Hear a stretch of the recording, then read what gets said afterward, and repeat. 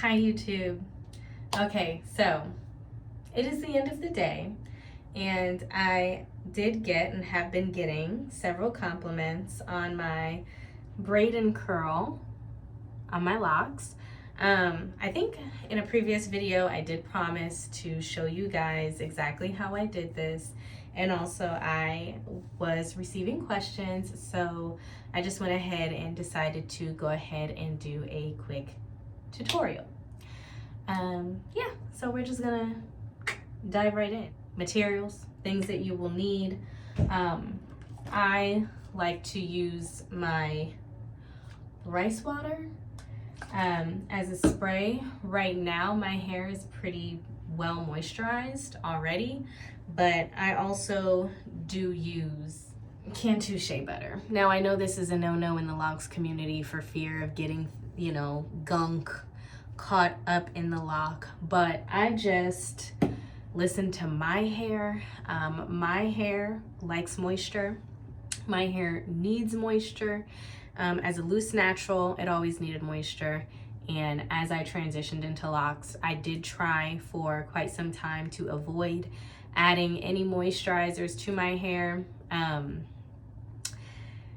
You know, to follow directions, just like waters and oils. Oils do not do me justice personally. They've always kind of just sat on top of my hair and weighed it down, and just, it never really serviced me, and it didn't really do much for my locks either. I feel like I'm gonna get berated with like comments about how I'm doing this lock journey thing all wrong, but I'm just going based off what works for me, okay? Anyways, we're just gonna jump into this tutorial. That actually was a lot of talking, and I want to go ahead and apologize in advance. Like, I never want to be one of those people. I'm gonna start sectioning my hair off. Materials you will need: water. If you're lacking moisture, which I am not, your preferred oil or moisturizer. I use Cantu shea butter. And you will need, depending on your hair type, your wishes, your desires. Some people might want to refrain from using these. I typically avoided them when I was a loose natural, but to accomplish this style, I do use rubber bands. This style that I'm about to show you can also be accomplished with the use of like rollers. However, I don't like to sleep in rollers, so this is the method in which I am trying to maintain a bang whilst maintaining my locks. I've actually gone a significant amount of time without cutting it. I'm actually surprised it's not longer, but I have gone swimming a lot throughout the summer, and I was not braiding and banding like I should, so I do think that my bangs length is also on account of some shrinkage that occurred and maybe bunching that occurred, which, you know, is not great, but I'm like considering growing them out. Thoughts, please, by all means. I'm welcoming those comments. Like, side note though, I do have a really big forehead, so that's part of the purpose of these, you know. So yeah, moving on. I do corn roll the front because I have bangs, and I am corn rolling very loosely. Like, I don't know if you can tell, but I have noticed an increase of headaches with tight styling on my hair. So I've noted that, you know, you may want to loosen it up a bit. You know, maybe it don't need to be that tight at the root. It's force a habit. But yeah, so I do use corn rolls only for the perimeter, like the front perimeter of my hair, just to manage the bangs, to make sure the bangs are also included in the crinkly result that we want. Get to the end, like here's the overall length of my hair. I would say maybe inch. It would behoove you to add a little extra moisture to the end for some hold and some stay. But then what I do is I take my finger and I create like a little loop, and I take the hair and I literally just wrap it around the braid itself, my own hair. And it honestly could very well stay like this depending on your hair type and texture. Mine honestly probably would stay like this. However, you know, some will probably fall, and I don't want to risk like having some curly pieces and some straight pieces and a lack of blending. So I personally like to add a rubber band. You know, it is a risk to, you know, losing a little, you know, having a little breakage on the ends. So, you know, that's at your discretion for sure. It does add a significant amount of volume. I'll let you guys know right now, my hair does not typically look this voluminous. And then I just go through and literally, as I would do my braid outs back when I was a loose natural, I just go through and section off and do individual braids. No more corn rolling. The only time I'll corn roll again is to do this other side of the perimeter, keeping it loose at the root, not wanting to do it too tight. I mean, when you get into the braid, when you get into the nitty-gritty of the braid, by all means go tight, because we want that crinkle to crinkle. You know what I'm saying? We want that crinkle to pop. So, you know, don't hold back on the tightness of the braid. Don't hold back on that. But that root, you know, you want to keep the roots nice and loose for your own personal comforts and pleasures. Okay, again, leaving just like an inch of hair. Taking my finger, wrapping it around the braid.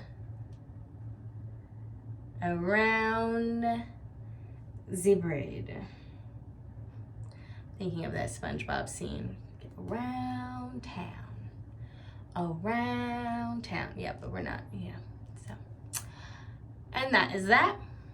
I will come back with my whole head complete to prevent you from having to watch me for another 20 minutes. So, I'll be right back. Yay, and we're done now. Now we look like little Bow Wow. Yeah, isn't that fun? Just to give you guys a quick once over. All together, we've got 2 corn rolls in the front. Might not be mandatory depending on your haircut. I personally, again, the bang. And then pretty much on each side, I just do 6 braids. I do 1, 2, 3 in the back, and 1, 2, 3 on the side. And the 6 is not including the corn roll. So 6 and then the corn roll. And that's basically what's going on both sides. And that's enough braids for me to get my desired results. I do know the more braids, the smaller the braid, the more crinkly and voluminous your hair. The chunkier the braid, the more wavy and the more flat. Like, it's not gonna be as full. 6 on each side for me does the job, okay? To avoid going to bed looking like little Bow Wow and to avoid frizz, we're gonna do our little satin scarf thing here. And I just do your generic tie around. I also will use a bonnet, but my bonnet is in the hamper right now. So I personally actually have learned to like the bonnets better because of the loose fit and it don't give me a headache. I have learned, again, to start tying these things very loosely. I do want to also add that this style, one thing I know when I'm in desperate need of a retie, it's looking atrocious. The frizz is ridiculous. The frizz at the roots is looking ridiculous. These braids, the braid and curl method, it totally disguises whatever you got going on, okay? I don't look like I need a retie. It blends perfectly. I think because the braid itself is, when you were a loose natural and you would maybe slick your hair back into a bun, or you would do braid outs, or I would say twist outs, but usually when you're stretching and compressing your loose natural hair, it would make it look more neat or organized, for lack of better words. And it would, you can do that you can manipulate your hair even if in its natural and wet state at times to lay it down, right? Depending on the style that you're going to bed with. So I think something about the braids kind of like stretches the roots of my hair to make it kind of lay, and then especially with me tying a scarf over it, it's kind of like setting my edges. I don't know, it does something. It's a magical, it's a magical thing. It answers all the problems. So like I also like to do this. I'm actually in between retying my hair right now. Like I did half my head and I still got to do the top half, and I did some of the front pieces to try to, you know, when you do braids, box braids or something, and you just do the perimeter because you still got to do the middle section type of thing. Like I got some things going on right now.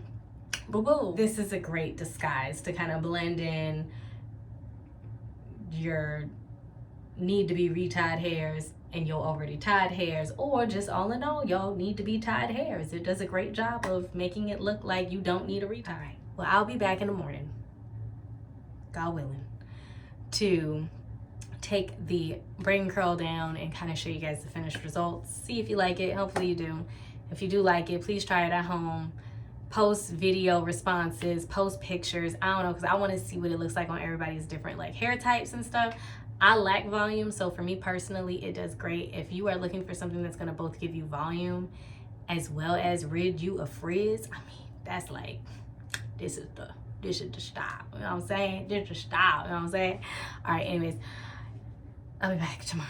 Okay, welcome back, YouTube. So now we are going to start the process of taking down our braid and curl. But just to give you a close-up of how I remove the rubber bands, I literally just pull it down and it pops right off. So I'll be back. Okay, so here is our finished result. My only thing is making sure that we get rid of all the parting. I don't do like strategic parting with my braid and curl anyways, so parting typically is pretty easy to hide. Also, side note, I only wrap my rubber band around 2 times to get the curls to hold. I don't do an excessive amount and make it really tight. That's why it's pretty easy for me to just roll it off the ends. I just wanted to mention that I don't think I did in the setup process. 2 times and it holds. So this is it. You can wear it in a variety of different styles, whether you're a middle part gal or a side part gal with bangs, or a side part gal without bangs. So this is what we're looking like without bangs, just as a FYI. Like, please leave your comments. Should I grow out my bangs or should I just leave them? Because I do like them. I am going to get into today's hairstyle because I don't think I'll just be wearing it down like this. I am gonna part my bangs outside of. I also like to leave a little long hair to frame my face, so don't mind me, I am just styling. And I wanted to add, if you are interested in seeing a bunch of different hairstyle options for your, we'll say, medium length locks, particularly using this braid pattern even, feel free to let me know, and I'd love to make a video of all the different hairstyle options. I wouldn't say that they're familiar. Like, I haven't seen a vast majority of the styles that I wear like on YouTube. So if you're interested, just let me know. I do like to leave some of my hairs down in the back, like my kitchen area. I'll leave them down. I mean, they end up falling down anyways because that is the shortest part of my hair. But anyways, my style for today is gonna be kind of like a pineapple. I'm just using a regular hair tie. I'm going to flip my head over.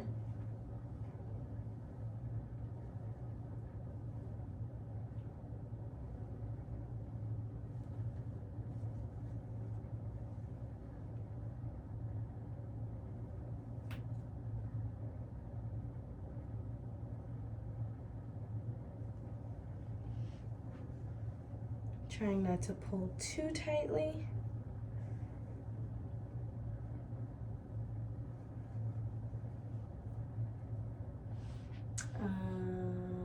I may also do little ringlets on the side. I like to leave some hairs down. And then I just do a once over with the hair tie. Let's see, maybe should I do twice?